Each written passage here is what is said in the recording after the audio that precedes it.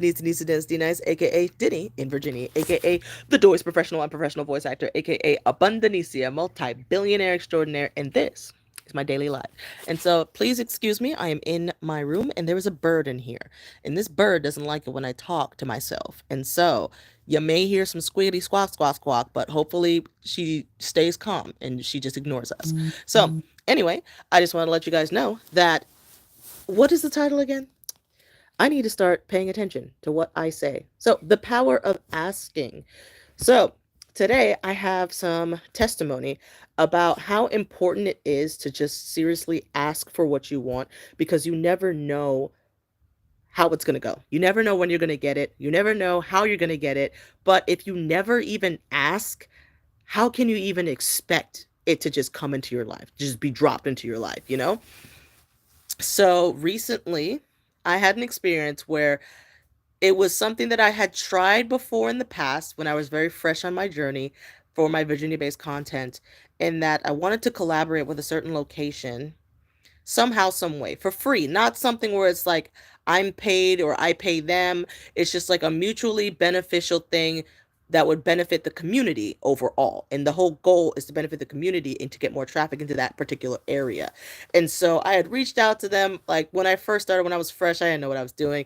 I had emailed them and they came back to me with a whole bunch of like techno mumbo jumbo business stuff where it's like, okay, so do you have an official business? Are you an LLC? Do you have insurance? You can't have an event here because if you don't have insurance, we don't want to be liable. So if you don't have a real business, if you don't have insurance, then don't even talk to us. And I was like, okay, well, never going to talk to you again. And then I had another incident in which I was going to go in there and try to just record like I'm kind of a historian because I take daily videos of my life here in Virginia. And so you can kind of see how things have changed over the past 2 years by looking at my previous videos. And it's kind of amazing like how quickly things change and drastically they change as well. And so I'm low key a historian. So I was going to go to this one particular location that I wanted to partner with, and I was going to just, just manually start filming stuff and just make my own content about it if they didn't want to partner with me. And then I started making the content, or I started like taking pictures and taking some videos just to showcase like this exists, this is what this place looks like. And security was like, "What do you think you're doing, ma'am? This is private property. You can't be taking all those pictures and showcasing what's in here." And I was like, "Well, the the public comes in here," and so I didn't understand back then the fact that that location was private property, because in my mind I was like, but this is a public place where people shop and buy things. How is that private property? But I mean, like, it is private property. It's their property. They get to make the rules. It's their business. I don't own the land. I don't own the building. I don't own the business at all. So it is their property. It's their rules. So it is private property. So I had to wrap it up. I don't know if I deleted the footage, but I never used it. I never showcased it. I never posted it anywhere. And so it just ended up being a dead thing.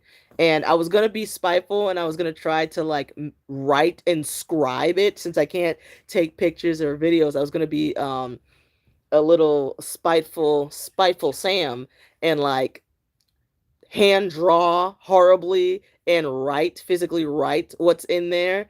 But that was being spiteful, and I wasn't really doing it as a service. I was doing it spitefully. So it'd be different if I was doing it as a service, just to tell people, hey, this is there, that's there, so that they're aware. But I was doing it spitefully, so that never happened either. So I'm glad I got out of my feelings in that instance. But that had discouraged me for well over a year from contacting those people ever again. It had discouraged me, and it honestly, maybe that's the reason why I've been so uncomfortable with reaching out to people and sending emails and like asking people to do stuff. Because maybe from that particular incident, of from the same location, of being denied twice, when I was trying to help. But obviously, that it's their private property. They have something to protect. They don't know me, so I understand now. But before I didn't. But thinking about it now, maybe that's why I have had such a hard time asking people, emailing people and asking, hey, could we do this? Could we collaborate? Is there any way that I can help you out? Is there any way that I can come to your business or anything and help you out? Maybe because of those two incidences, I have prevented myself, and I no longer allowed myself to even ask because I assumed that it would be a no. I assumed that they would see me as a threat. I assumed not as a threat, but as like someone who's there to like tear down their business, because people do that on social media. They will literally go somewhere just to say, this place sucks. It's so bad. Look how horrible it is. Look how nobody is here. Look how empty it is. Look how dead it is. People do that. And that was not my intention whatsoever. My intention is to try to get as many people in there as possible. I want businesses to thrive and succeed in Virginia. And so my whole life thing is to just see Virginia thrive, see Virginians thrive. I love local businesses. I love just seeing my people here thrive, you know? And so that is completely not what I was trying to do. I wasn't trying to expose them as like being a horrible place or like not having any options or being dead or anything like that. I'm trying to get people in. I'm trying to get people back. I'm trying to get the community back in there. And so I'm thinking that's why I just stopped making the ask altogether, is because I got denied 2 times from the same people. So I was like, you know what? I'm done. Nobody wants me. Nobody cares about me. Everybody thinks I'm bad and I'm trying to do bad things, but I'm really trying to help them. So you know what? I'm done. And so that's probably why I've been so scared over the past 2 years to just simply ask people, hey, what can I do to help you? Hey, here's an idea. Do you want to collaborate? Hey, I think it would be nice if we could do this for free for the community and stuff like that. Um, and so I finally am learning to get over that and just go ahead and ask. And I'm telling you right now, if you can ask in person, please ask in person, because it's just a completely different vibe from asking either over the phone or via email. Email is like the coldest way. Like email is still something I have to work on because it's just like such a not personal way to communicate with people. And so what I did was I literally went into the office there, and at first nobody was there, and so the security guard came and was like, "Hey, what do you need?" And I told him that I would like to propose this event at this location because I think it would be really nice for the community. It will just be 1 hour. I already have everything that I need. And so I just wanted to see if it's possible for me to host this event and we can collaborate. It doesn't take much. It just takes literally me being in a dinosaur suit. Don't ask where I got it from. I like a bunch of random stuff. And so they're like, okay, well, this is probably the person that you need to talk to. They'll be here tomorrow at 8 a.m. and then you can come talk to them. So I was like, okay, cool, bet. And so the next day I had a meeting with someone else, and I got distracted and I ended up going to a park and filming a bunch of videos, and I was like, oh shoot, I have to go back and ask. I have to see if this person is physically there and ask if I can do this event. And so even though it wasn't as early as I thought, I went to that location. I went to the office, and luckily somebody was there. I asked that person, who couldn't give me, obviously they couldn't give me an answer. They're not responsible for the entirety of everything in that location. So they could not give me a solid answer at that point, which I wasn't expecting, but they got my contact information. I pitched them my idea. They gave me their thoughts about it, and I wrote it down. I wrote down my contact information to them, and I got an email from them later on saying like, hey, it's looking like it's probably going to be a go. There's just some parameters that we got to talk about, that we have to make sure you don't do certain things, you don't film certain things. And I'm like, bet, let's go. And so physically called her back, and it turns out we're in, baby. I'm gonna be running around in a dinosaur suit at a location just to try to get the community back to just being like spontaneous and happy and fun and playful and quirky again. And I'm just so excited. It's only gonna be for 1 hour. I got to set the time like that at the second we made the phone call. I was like, okay, when do I have time? Okay, next week, let's do it. And so it's just a 1 hour commitment. So it's a start. It's a foot in the door. It's my name being said in the room. It's just like really actually getting into the community. And it never would have happened if I hadn't have physically gone there and talked to somebody and just asked if this is okay, if this could be a thing, if we could collaborate. I'm telling you, I have called people before and it hasn't worked out. I have emailed people before and it hasn't worked out. So if you can at all ask people in person, they can get the vibe. They get the general vibe. I don't think I give off a very weird vibe or anything like that. I'm a little quirky, ain't gonna lie, a little quirky, but I'm a very genuine person.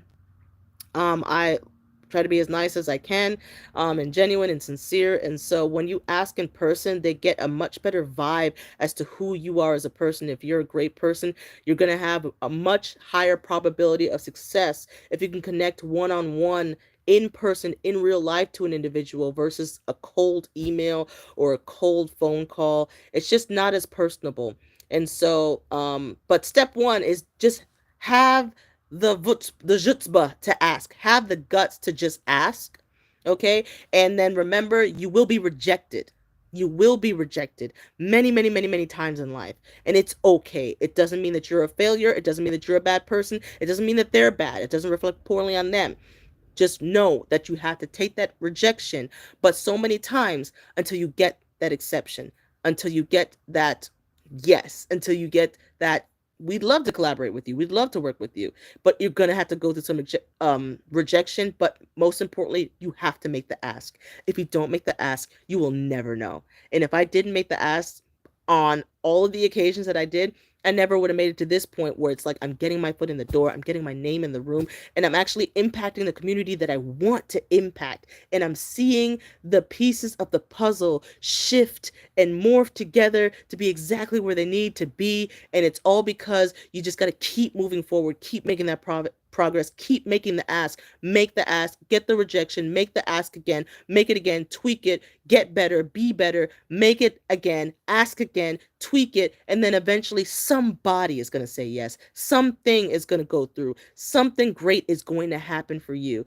So I pray that this message hits somebody and it like resonates with you and it inspires you to just start making those asks. And no matter what, even if you get rejected 1,000 times, if on that 1,001st time you get that yes, that can be the most important yes that could change the trajectory of your life right now. So please, please, please make the ask. So that's all I have for it today, you guys. I hope you guys are just having a wonderful, beautiful day. I've had a fantastic day. Next up, I gotta not be lazy is the next thing that I'm working on. Is I gotta find my energy again. I gotta get re-energized and get that vitalization. So if you guys can pray for my energy, I'd really appreciate it. Pray for my ability to focus, and let me know if you have any prayer requests. Put them in the comments, and let me know what are you going through. What are you afraid to ask for? Put it in the comments, and then after you put in the comments, ask for it. Just do the thing, because thinking about doing the thing is not doing the thing. So that's all I have for you guys today. Have a wonderful, beautiful day, and all I have to say is goodbye.